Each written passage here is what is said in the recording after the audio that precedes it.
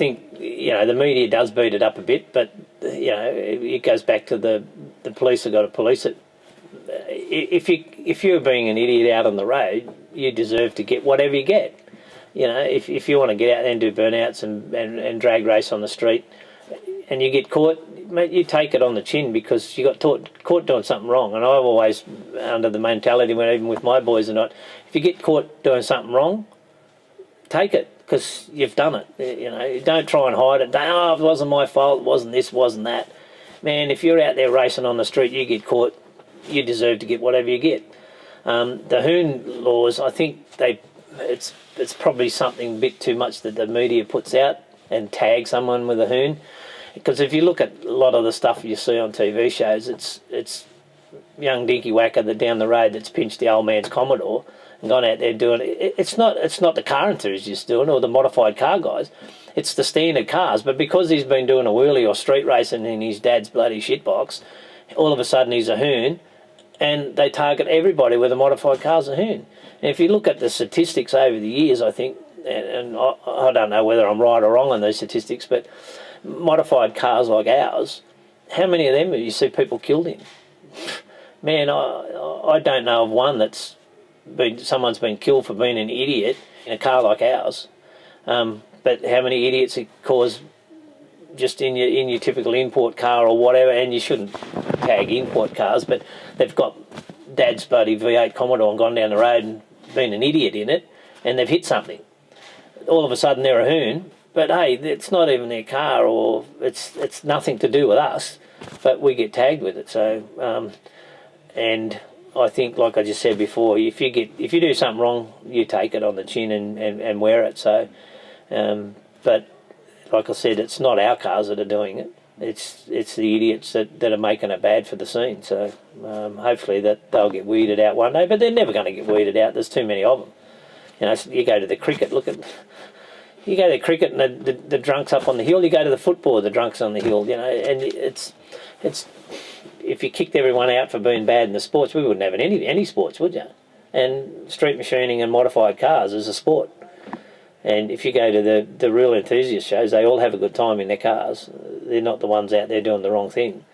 But there's a minority that then we all get tagged with the same bloody tag. It's the minority, not the majority. So they're the ones that the police have actually got to lock them up and throw away the key, hopefully.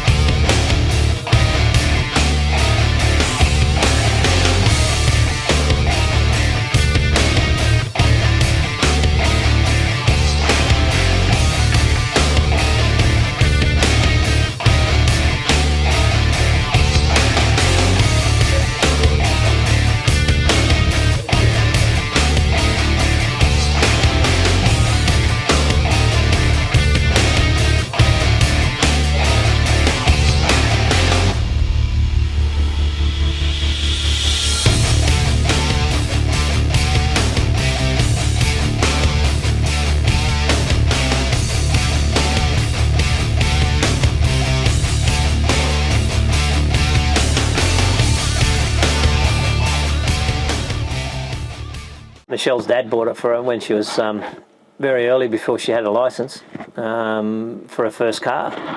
And we've still got the invoice in. I think Michelle's dad paid $160 for it, or $180 when he first bought it.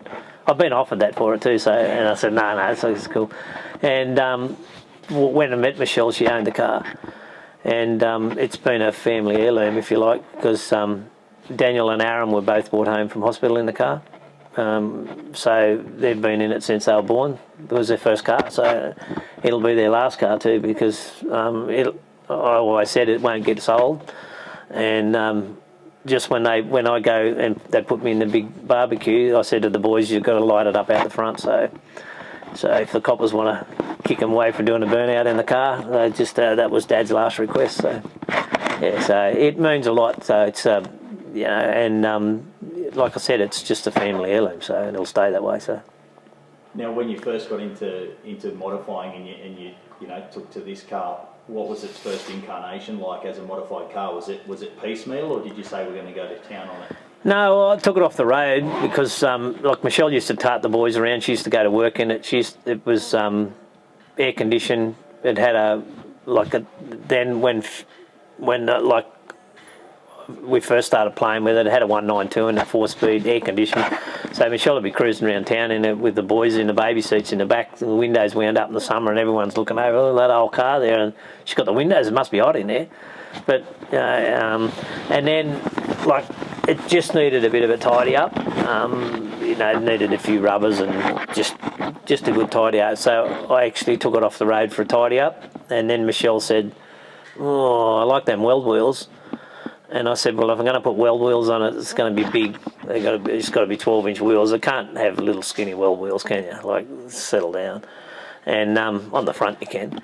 And then I said, if you put weld wheels, we best put a V8 in it. So that's where it started. And so it was just as a nice street car, something a little bit different from driving a stock FC. Yeah, and then when I sort of started doing it, I always said that I wanted to go to Summernats, and my cars, they got to be drive cars as well. And we're going there to win the Summernats, win the Grand Champion with it. So and I knew it'd steer all right, and it'd go all right, and stop all right, and do everything it was. And it's always been legally registered. I've always had my cars engineered and registered, and that's basically where it started. And then when I hit the guardrail in it that year and put a dent in it, we decided to give it a facelift. So I changed the colour and went the other way. It was more blue with the white stripe, and that was a 12-month build. And there was things that I wasn't happy with. And then we built Aaron's Dado, and I said when we'd finished doing that, I was just going to pull the FC off the road and give it a tidy up. And it just went from one thing to another. Like, I just chopped it up and started again.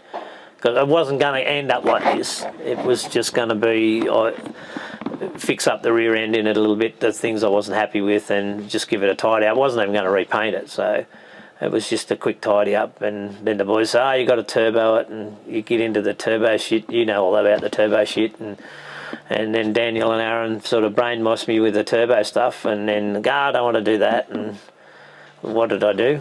I said, put 2 of them on it, so... and then it just went from there, and I just, just changed everything then. So, and then this is what it's like. This is what it ended up like. So each time it started off, it was only supposed to be a little bit of a tidy up. Yeah, basically, yeah. And this was a little tidy up that ended up being a real big tidy up. Look, 3.5 years and countless hundreds and hundreds of hours and thousands of hours later, we ended up with this. So, yeah. But no, at the end of the day, it was worth it, and I'm over the moon how the car's turned out, and over the moon with the reaction that I've got all over Australia with the car.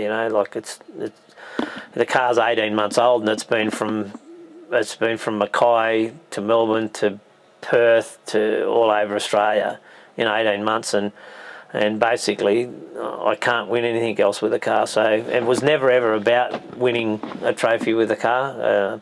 I've always said if you win a trophy, it's a bonus. But the reaction that I got all over the country with the car from the people that have known the car since it was first brought out like over 20 years ago, and especially people in Perth and in Mackay that had never seen the car ever in real life, and they knew that I was taking it, and they weren't never ever going to miss it, because they didn't think there was going to be a 4th time, and there won't be a 4th time. It'll be Trilogy now until the day's done.